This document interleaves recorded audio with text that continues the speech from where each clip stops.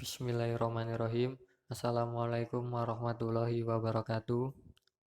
Yang kami hormati Ibu Siti Rahayu, Magister Pendidikan, selaku dosen pengampu mata kuliah pengantar ilmu komunikasi, dan teman-temanku sekalian yang insya Allah sehat, bahagia dunia dan akhirat.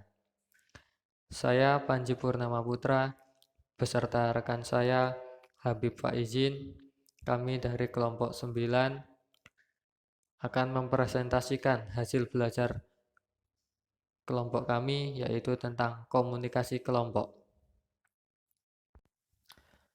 Baik, submateri pada materi komunikasi kelompok yaitu ada 4. Yang pertama, pengertian komunikasi kelompok.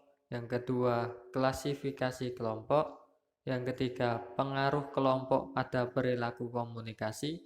Dan yang keempat, faktor-faktor yang mempengaruhi keefektifan kelompok. Selanjutnya, materi yang pertama yaitu pengertian komunikasi kelompok. Komunikasi kelompok adalah komunikasi yang berlangsung antara beberapa orang dalam suatu kelompok kecil, seperti dalam rapat, pertemuan, konferensi, dan sebagainya. Menurut Michael Burgon, mendefinisikan komunikasi kelompok sebagai interaksi secara tatap muka antara 3 orang atau lebih dengan tujuan yang telah diketahui seperti berbagi informasi, menjaga diri, pemecahan masalah, yang mana anggota-anggotanya dapat mengingat karakteristik pribadi anggota-anggota yang lain secara tepat. Menurut B. Curtis James, J. Floyd, dan Jerry L. Windsor menyatakan komunikasi kelompok terjadi ketika 3 orang atau lebih bertatap muka, biasanya di bawah pengarahan seorang pemimpin untuk mencapai tujuan atau sasaran bersama dan mempengaruhi satu sama lain. Selanjutnya, materi yang kedua yaitu klasifikasi kelompok. Yang pertama, kelompok primer dan sekunder. Kelompok primer adalah suatu kelompok yang anggota-anggotanya berhubungan akrab, personal, dan menyentuh hati dalam asosiasi dan kerjasama. Sedangkan kelompok sekunder adalah kelompok yang anggota-anggotanya berhubungan tidak akrab, tidak personal, dan tidak menyentuh hati. Yang kedua, yaitu kelompok keanggotaan dan kelompok rujukan. Kelompok keanggotaan adalah kelompok yang anggota-anggotanya secara administratif dan fisik menjadi anggota kelompok itu. Sedangkan kelompok rujukan adalah kelompok yang digunakan sebagai alat ukur atau standar untuk menilai diri sendiri atau untuk membentuk sikap.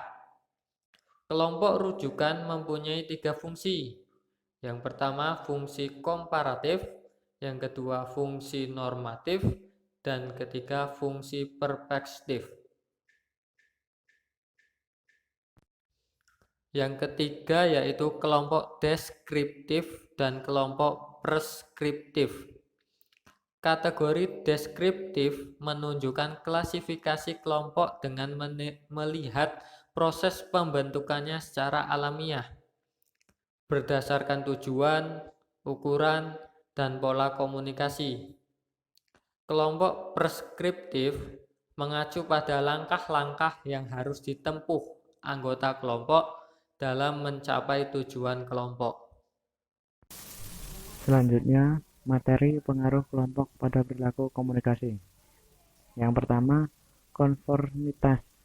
Konformitas adalah perubahan perilaku atau kepercayaan menuju norma kelompok sebagai akibat tekanan kelompok yang real atau dibayangkan. Yang kedua, fasilitas sosial.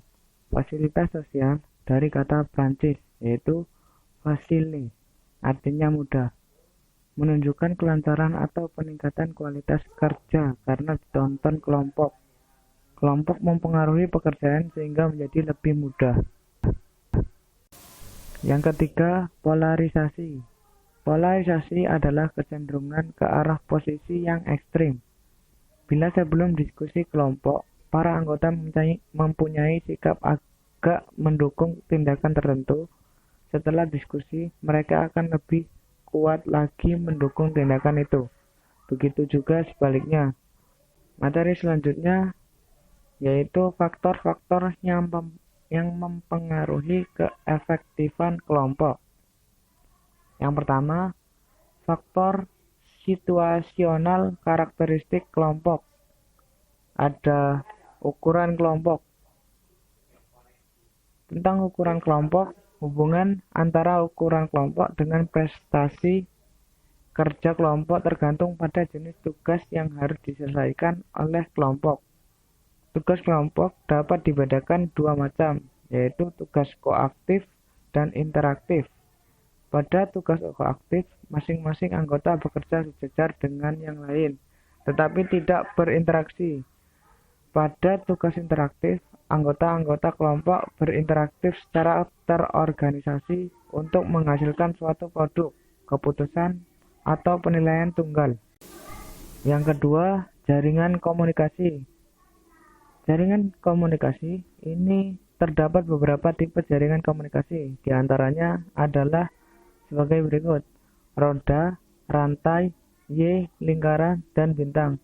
Dalam hubungan dengan prestasi kelompok, tipe roda menghasilkan produk kelompok tercepat dan terorganisir. Yang ketiga, kohesi kelompok.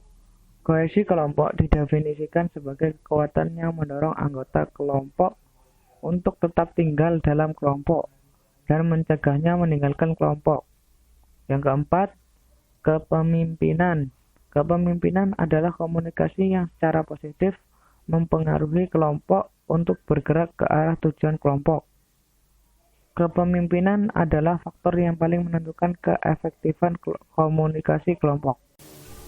Faktor selanjutnya, faktor personal karakteristik kelompok. Yang pertama, kebutuhan interpersonal. Menurut William C.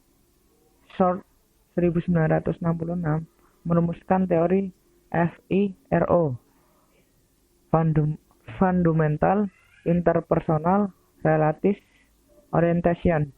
Menurutnya, orang menjadi anggota kelompok karena didorong oleh tiga kebutuhan interpersonal sebagai berikut. Yang pertama, ingin masuk menjadi bagian kelompok. Yang kedua, ingin mengendalikan orang lain dalam tatanan hierarkis. Yang ketiga, ingin memperoleh keakraban emosional dari anggota kelompok yang lain. Yang kedua, tindak komunikasi. Pada saat suatu kelompok saling bertemu, terjadilah pertukaran informasi. Setiap anggota berusaha menyampaikan atau menerima informasi secara verbal maupun non-verbal. Yang ketiga, peranan. Peranan yang dimainkan oleh anggota kelompok dapat membantu menyelesaikan tugas kelompok, memelihara suasana emosional yang lebih baik, atau hanya menampilkan kepentingan individu saja, yang tidak jarang menghambat kemajuan kelompok.